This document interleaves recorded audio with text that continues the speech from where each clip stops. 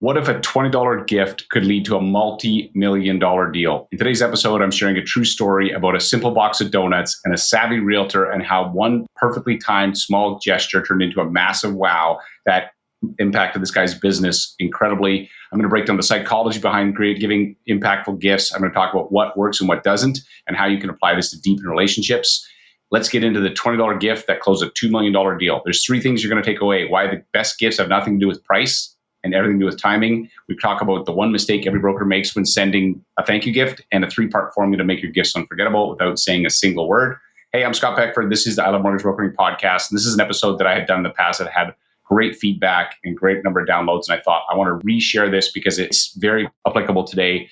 Before I jump into it, I want to give a shout out to our sponsor, Omwell. Omwell is an amazing tool for mortgage brokers who want to create conversations and clients from their database. Sends a monthly report that has the client's buying power and home equity, and it has a 60 to 80% open rate, creates conversations, leads to leads. Check them out at omwell.ca/Scott and check out this podcast episode.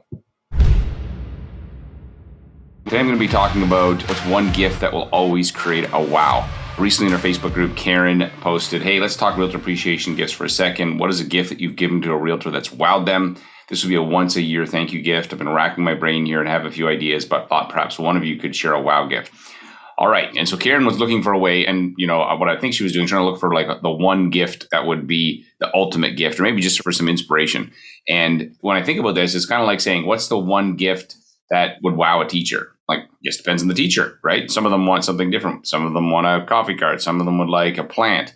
Or was it one gift that would wow your mother-in-law? Who knows? Maybe it's less of your presence in my case with my mother-in-law. But what I would say is that like there isn't really one gift that can wow everybody. So there's a great book called Giftology, and it's a really short book, and it's written by this guy who's really developed a whole system around this. And there's kind of 3 keys from that book, and then I'll get into sort of my thinking on this as well. So basically he says personalization is what turns an ordinary gift into an extraordinary one. So personalizing the gift is really important, right? He also says, another big takeaway is unexpected and unconditional gifts leave the deepest impressions. So if it's unexpected and unconditional, people go, wow, that was really nice of you. And then the best gifts delight more than just the recipient. So it's kind of, there's a viral effect. When I think about giving gift, there's 3 things that I think about that are really important to apply it. If you want to create a wow for the client or for the referral source or for whoever you're sending this to. First is to be specific. The second is unexpected. And finally, to be timely. And this reminds me of a conversation I had with Petrus Engelbrecht, who is a realtor with Sotheby's, and he was Scott Stratton's realtor. And so I'll give you a little background. Scott Stratton is a author, speaker, and runs a podcast. He's a pretty influential guy in the online space in terms of just, building good customer experience. Listen to this quick story from Petrus. We're just going to clip it in here, and then I'm going to come back and share with you my thoughts. On the morning of the 18th of September, 2014, at the morning session, I was not an agent yet when I heard Scott speaking at this conference.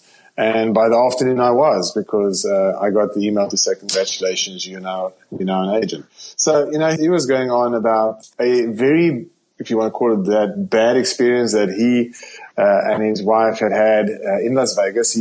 Because he's a keynote speaker, he goes there very, very often. And he had a very bad experience looking at property there. I mean, he basically didn't get the service that he deserved, that anybody deserves.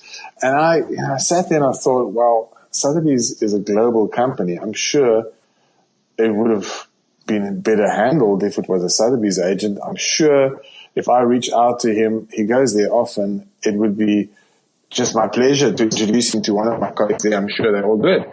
And then I started thinking, how do I reach out to this guy? And it was, to be honest, a very dangerous move, because he makes no secret about it that some of the things that agents do, he does not appreciate. He lets people know. So he lets people know. It's like fodder for him, like for his next podcast. If you do something wrong, it's going to be on his podcast, and it won't be good for your career. Your very new fledgling career will come to an end.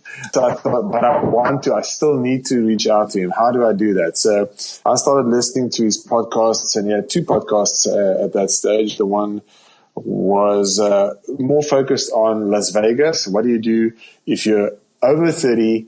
What is fun to do there? So it's the Vegas over 30 podcast, and I listened to that, and then he went on about a a donut shop that was so spectacular. They found it on Yelp. It basically had a 5-star rating, which is near impossible, with thousands of people having voted for it. And he absolutely loved those donuts. And if you could have that, but now we don't have that because it's like a mom and pop, and he's in Ontario. And I thought, wait a minute. I know that my wife has friends. They're in Las Vegas this weekend. Let me do the following. How long after that you saw him speak that you heard the show? This was constantly on my mind. I think I made work of this literally within a week. The impact of these things will, if you don't do things timelessly, I believe the impact is next to nothing. So you have to move really quickly. That we know. And so I thought, okay, let me get those donuts here. So I called up one of my colleagues at Sotheby's in Vegas. And Ike was kind enough to go and buy it, take it through to the hotel of my wife's friends. They flew it back on the Sunday. That Sunday evening, I went to Mississauga, 12 o'clock at night, got the donuts, and the next morning, 7 o'clock, basically fresh donuts on his doorstep. Did a bit of Google investigation, knew where he lived, and I just left it there. I don't ever door knock. I don't cold call, so I just left it there with a note. I actually tweeted him, which is another thing that I prefer doing, as I always communicate with people on their preferred method of communication. So I just tweeted him to basically say there's something on your doorstep. And my timing was exceptional, turns out, because he was literally on his way with Alison, his wife, to go and do a podcast recording that morning. So I got a bit of airtime right there. And then what I do then is I proceed to keep in contact. I keep touching my clients I always try and do it in a wow fashion, always trying to establish myself as an expert in that area. And when the time is right, they will approach you. So he was one of the people that I delivered statistics about his specific area to his doorstep, like a Sotheby's beautiful swag bag with tissue paper, with a magazine and statistics about his specific area, what sales there've been, and so forth, with a beautiful covering letter to say, here are some statistics. If you ever need my help, please don't hesitate to call. And lo and behold, about a month or two later, I got a notification on my Facebook page. He's very good with technology, obviously. He's a social media guru. So, and he said, won't you help us? There's a property right now that's for sale. Come and help us, please. We want to make an offer. Didn't get the first one, got the second property right after that. So, as he says in his talk, it's possibly one of the easiest deals that an agent ever had. But to his point, he talks a lot about establish yourself as an industry expert. Stay in front of your client, and when the time is right, they'll come to you. Right. And this is literally a case study of what he preaches.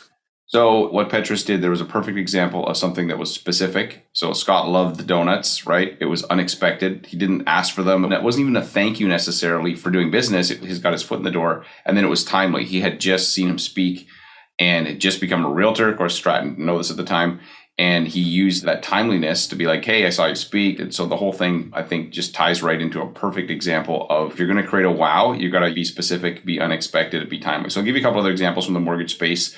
So in the past, things that I have done is I met with clients once and they were telling me they're thinking about buying or they're thinking about selling their place, moving to Hawaii with their family for a year. So that's pretty cool, right? And I could be like, oh, dang, if they move to Hawaii, I don't get a mortgage, ooh, boo, poor me. And they wanted to take their kids. So I went on Amazon, got them a book, Things to Do in Hawaii with Your Kids, sent it to them, said, hey, this is if you guys decide to go. They end up going. They were completely thrilled with the book because it was specific, it was unexpected, and it was timely because they hadn't decided yet. And then they end up going, come back. I ended up doing like 4 mortgages for that family. They absolutely loved me after that. For her parents, and it was only $20. We're talking, there wasn't the dollar amount that matters. It's more important to be specific than it is to spend a pile of money. So another example is actually recently a guy named Brian, a mortgage broker who owns an office. Him and I were having an interesting conversation and I was joking with him. I'm like, hey man, if you like it, you should have put a ring on it. Just, it was my Beyonce, whatever. And so then I get a letter from him and he's like, hey, why don't you come to our mortgage, company's team meeting stuff, come to my team meeting. And, I said rings can get lost, but handcuffs are better. And so he sent me a pair of handcuffs with fur on them, right? Just as a joke. And I'm like, man, that is hilarious. So we had just had a conversation. He sends me this in the mail. It's specific. It's unexpected. It's timely. Creates a wow. So another kind of example of this is Stevie D, who's one of our coaches. After that first initial meeting with the client, in order to create that moment of wow. They had a great conversation. He's very good at that. Out from his office, his assistant actually does it for him, sends a scratch and win. Hey, looking forward to helping you with your mortgage. I got a feeling this is going to be a lucky one. And it's $1 scratch and win, but there's a perceived value because everybody with lotto tickets and scratch and wins, there's a perceived value of much higher. That's kind of some things to think about. Specific, unexpected, and timely are going to get you the best bang for your buck. And finally, a couple don'ts. So things I don't recommend, don't put your logo on it. Like even when Petrus dropped the donuts off, instead of leaving a note, hey, I'm Petrus Realtor, I got these, he messaged him on his preferred medium, right? Twitter or whatever it was, and said, hey, I just dropped off some donuts for you. He's going to know you're a realtor. He's like, who is this dude? Why would he do this? Oh man, you're cool.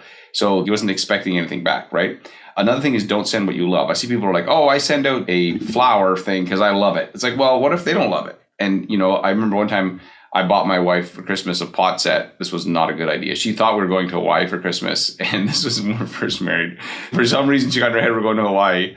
I haven't taken her yet. I will take her, I promise. So she opens up this pot set and she looks at me like, what the flip is this? I was like, oh no, I had screwed up, right? I was like, well, you like cooking. Yeah, but I don't want a pot set for Christmas. So anyways, that was a bad thing. And don't attach any strings to it. So the 3 don'ts are don't put your logo on it. I think you can do it if it's fun, cheeky, maybe. You can be very careful about that. Most people don't want to wear stuff with your name on it. Don't send just what you would love, and then don't attach any kind of strings to it. So as a quick recap for this episode, if you're going to use gifts with realtors, referral sources, make them specific, make them unexpected, make them timely. You're going to get the biggest bang for your buck. You'll create an amazing wow, and you'll really impress your client. Hey, thanks again for listening, and hopefully you found this episode useful. The whole goal is to create episodes and content that you can apply to your mortgage business. If you want something else that's useful, if you want to follow me on social, click on my link tree. I create an email every week called a 321 email where I share my best ideas, AI prompts and tools, and just some stuff for you to check out. It's specifically for mortgage brokers. Check that out or click on this episode. You can find it. Thanks again for listening. And as I always say, there's no problem in your mortgage business someone else hasn't already solved. Your problem is who's got the answer. The goal for this podcast and that email is to provide some of those answers. Thanks for listening. I will see you on the next show.